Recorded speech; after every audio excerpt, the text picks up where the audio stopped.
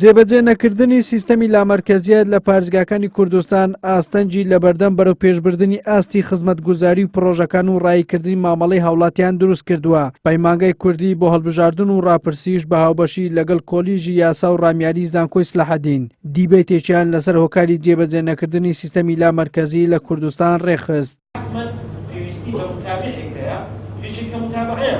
ڕاگری کۆلیژی یاسا و ڕامیاریش دەڵێت لە کوردستان لە ڕووی عملیەوە هەنگاو بۆ ئەو سیستەمە نەهاوێژراوە.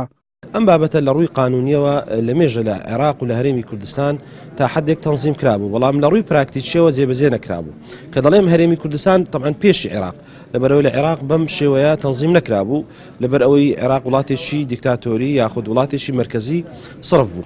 جا ئێستا ئێمە لە هەرێمی کوردستان دەتوانین بڵین لە ساڵانی لە دوای 2000ەوە دەستمان پێکردیا کە یەکەم انتخاباتی هەڵبژاردننی شارەوانیەکان کرا، پاشانیش لە عێراق و لە هەرێمی کوردستانیش بەیەکەوە ئەنجومەنی پارێزگاکان انتخاباتی بۆ کرایە و هەڵبژاردننی بۆ کرایە و ئەنجومەنە خۆزایەتیەکان هەبووە. باشەکەی لەوەدایەکەوە هەردەم بەرپرسی کارژێڕی ترسی ئەوەی هەیەکەوە محاسبە بکرێت لەلایەن ئەو ئەنجومەنە خۆزیەتیانەوە.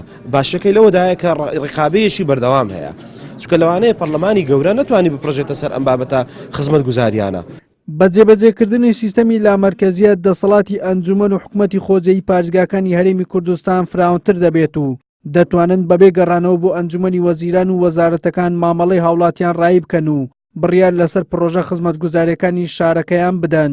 سەرۆکی ئەنجومەنی پارێزگای هەولێریش دەڵێت ئەگەر لامەرکەزیەت لە شارەکان جێبەجێ بکرێت ئاسانکاری زۆر بۆ هاوڵاتیان دەکات. لە ڕووی ئیداریەوە بەشێکی جێبەجێکراوە. بۆ نمونە ئێستا لە سەرجەم قەزایەکان فەرمانگەی نفوسەکان لەوێن دەردەدەن، ئەوە لامەرکەزیە بەڵام بە شێوازی ئیداری.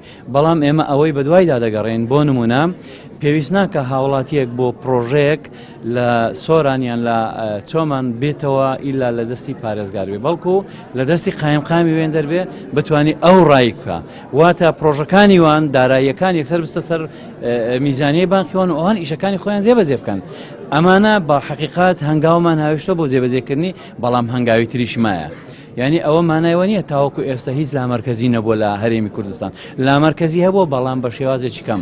ئەوەی هەیە زیاتر جەختی ئێستا دەکەینەوە شۆڕکردنەوەی دەسەڵاتە لەلایەن وەزیرەکان، لەلایەن مدیر عامەکان، لەلایەن ئەنجومەنی وەزیران. ئەگەرچی ئەنجومەنی وەزیران دەتوانم بڵێم زۆرترین دەسەڵاتی داتا وەزیرەکان، بەڵام زۆر جار لە وەزیرەکانەوە شۆڕ نابێتە خوارەوە بۆ پارێزگاکان، بۆ محافظ، بۆ مدیر عامەکان، بۆ ئەوەی بتوانن ئەوان دەسەڵاتی تەواوی خۆیان جێبەجێ بکەن. لە مادەی 5 یاسای ئەنجومەنی پارێزگاکانی هەرێم بەڕوونی باز لە جێبەجێکردنی سیستەمی لامەرکەزی دەکات لە سەرجەم شارەکانی کوردستان، بەڵام ئەو مادەی پێچەوانەی یاسای وەزارەتەکانە هەر بۆیە تا ئێستا و سیستەمە لە کوردستان جێبەجێ نەکراوە. شارەزایانیش پێیان وایە دەبێت پەرلەمانی کوردستان بە یاسا و کێشەیە چارەسەر بکات و سیستەمی لامەرکەزی کە یەکێکە لە بناماکانی دیموکراسی لە سەرجەم پارێزگاکان جێبەجێ بکرێت. وەلی سەلیم، کەناڵی ئاسمانی پێیام، هەولێر.